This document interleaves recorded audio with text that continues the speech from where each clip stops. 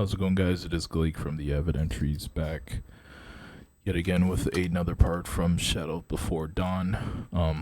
I think before I kick this off, I should probably apologize for the very long delay once again in parts, in uploads. The last one I actually had the last one I had ready to record or ready to upload, which was tool number 27, Adopting Your Inner Child, which we're going to do again today because as I was getting ready to upload it, watch to it, no audio. So it didn't capture my audio that entire time. So here I am running through this again because apparently XSplit has no idea how to properly capture microphones. So, yep, at it again once more. So I guess on the bright side, I'll be able to read this twice through, and this was one that I kind of thought I should probably read again anyway. So we can read through it again. And also the day that I was recording it, I wasn't really feeling 100%. So I think all in all, it's better. So I think actually after this one, I think there's just 3 more. Yeah. No, there's only 2 more after this one. So literally this is the third to the last tool, and then we are done with this book. So I think what I'm going to end up doing is the last 3 uploads are going to be this week rather than spreading them out through 3 weeks, especially because I'm going to be out of town next week. I probably won't have much time to do one. So I'm just going to do the rest of these this week, and we'll be all done. Maybe I'll go through a little recap at the end when I'm finished, but other than that, it'll be time to move on to something new and hopefully adopt a proper upload schedule for these going forward, because this one has definitely been all over the place, especially when you take into consideration I started this in what was it, 2018, 2019? I think it was 2019. So it's been forever, and we still haven't finished. So anyway, to number 27 today, Adopting Your Inner Child. First section, Your Own Childhood Story. Once upon a time, each and every one of us was a child.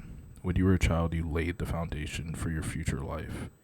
It was a foundation you built based on the lessons you learned, beliefs you adopted, and things that you experienced as a child.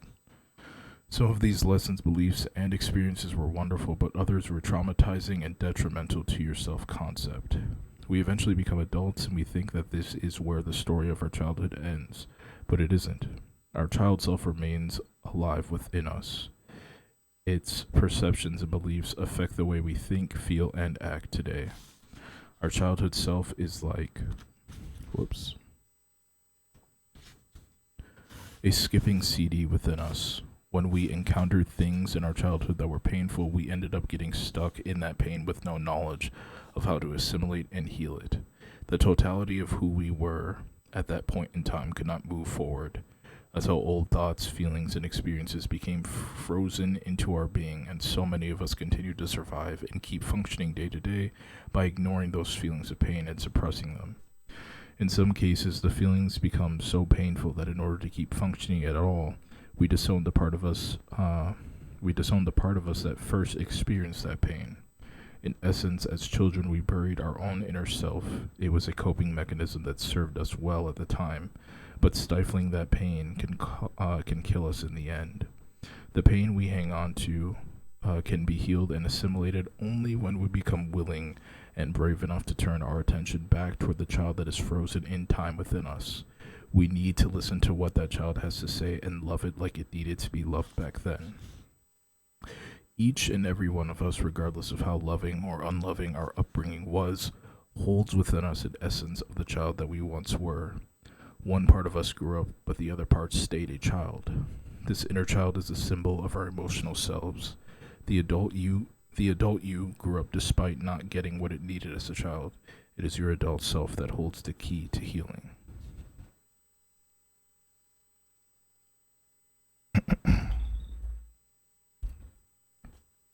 Next section, Child Care 101. We will always be orphans emotionally if we wait for someone else to parent the underdeveloped parts of ourselves in a loving way. I'm going to sit up a little bit. Oops. We will always be powerless if we wait for someone else to rescue the part of us that needs to be rescued. And we will always be unhealed if we wait for someone else to take care of the parts of us that need to be cared for. The best way to begin facilitating our own healing is choosing to consciously take care of the child self that is present within us on our own. We begin by loving the child part of ourselves that feels helpless, deprived, afraid, and unloved. Here are some techniques that work well. Go through any old pictures you have of yourself as a child. Look very closely at them. How do they make you feel? What do these pictures tell you about yourself as a child? Do they represent the truth of how you felt back then? Do they reflect a facade that you had to maintain for the sake of the adults in your life? It is often healing to select one of these pictures, frame it, and then keep it somewhere where you still see it every day as a reminder that this child is inside of you, and it needs love. If you do not have any pictures of yourself as a child, simply imagine yourself as a child. Try to imagine what you look like. Try to imagine what your world was like and how you felt. Now, whether you have an actual picture or just a mental image, imagine that this child is with you at all times. Before you make decisions that could potentially be detrimental to you, practice asking yourself, what would I do to this child within me? It is important to realize that you are doing to your inner child anything that you are doing to yourself on a daily basis. Ooh, my throat is just killing me today. It can also be very helpful to carry on an internal dialogue with your inner child. You can speak to the inner child throughout your day by periodically checking in with him or her. You can ask this child how he or she is feeling and thinking. You can ask this child what it needs or wants. You can even ask it for advice about what the adult you should do. Children have a very straightforward, fresh, and unclouded perspective. Because of this, their opinions can cut through our illusions and thus prove invaluable to us. When you are conversing with your inner child, you are giving the truth of your feelings permission to speak through the symbol of your inner child. If we adopted the habit of suppressing our thoughts and feelings, we can now allow our child to express them for us. Ooh. Next section. Really get to know this child.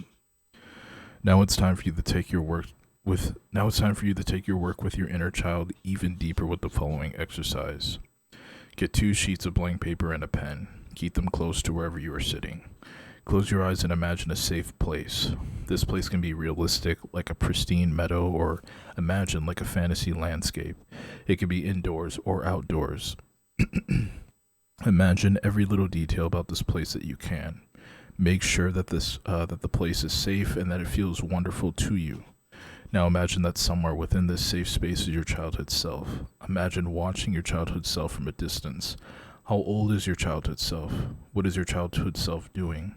What is your impression of your child? Is your child happy or sad? Just observe this child for a bit. When you feel ready, imagine walking up to your child and introducing yourself. Tell your child how much you love him or her. Tell this child that they don't have to be afraid anymore, that they can tell you anything they have to say. Tell them that they can express what they need you to know through you. Then invite your child to merge with you. Ask the child for a hug. When the child hugs you, imagine this child blending with you so your body becomes its body too. Then open your eyes and pick up the first piece of paper. And the pen. Place the pen in the hand that you do not usually write with, and invite the child within you who has merged with you to use your hand to draw you a picture of its life.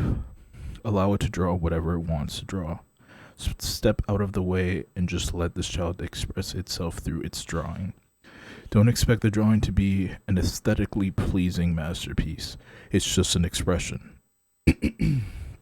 Don't judge what the child is drawing. Just let him or her draw by using your hand. When the child is done with the drawing, set it aside and pick up the second piece of paper. Again, using the hand that you do not usually write with, ask the child within you to write you a letter telling you anything that it needs or wants to say. Never force your child to express itself to you, but encourage it to do so in whatever loving way that you feel inspired. If the child seems reluctant, You may need to coax them into trusting that they can express themselves. When the child begins to write, just step out of the way and allow the words to flow through your hand. When it seems like the child is done writing what it needed to say, you can begin to ask any questions you may have. To do this, ask the question and allow the child to answer by using your less dominant hand. Some examples of questions you might ask are, how are you feeling today? What are you thinking about? What are you afraid of? What do you need? What do you want? What do you think of daddy? What do you think of mommy? What do you think of your brother or sister? What do you want me to do differently? What do you need me to do for you? Don't just think about the answers, just let them come out. The answers you receive may sound very childlike. When your child is done answering questions, close your eyes and imagine that you are back in your safe place. Now invite your child to separate from you. Imagine him or her once again standing in front of you. Kneel down to the child's level and hold their hands while you thank them for being brave enough to tell you what they told you. Tell them that it's all over, meaning anything that they are afraid of, and that they don't have to be brave anymore. Then ask them if there is anything they want. Give them whatever it is that they ask you for. For example, if what they want is for you to never leave them again, assure them of the fact that you won't leave them and that they can talk to you whenever they want to. If they want a toy, imagine giving them the toy and watching them play with it. If the child is tired, imagine tucking them into a warm, cozy bed. When you and your child feel ready to part until next time, tell them anything that you feel they need to hear and then hug your child. Hold them for as long as they want to be held. Assure them that you will always be there to take care of them. Imagine them either falling asleep or running off to play. Take four slow, deep breaths, and then direct your attention back into the room.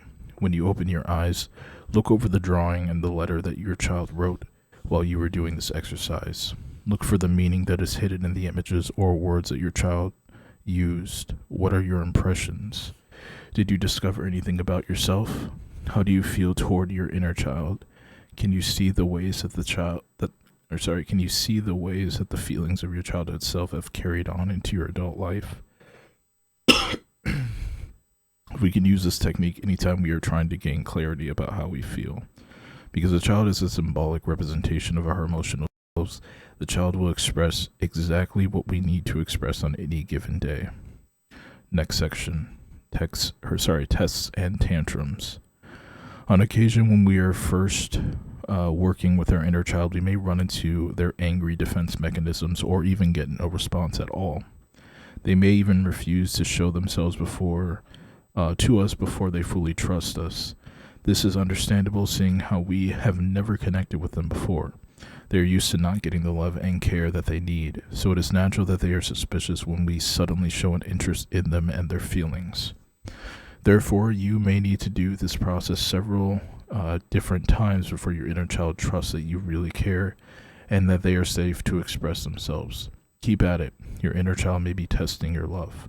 It may help for you to write your childhood self a letter telling them how sorry you are that you didn't come to save them or talk to them and take care of them sooner.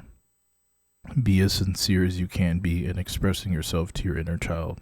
Your inner child can spot a lie a million miles away.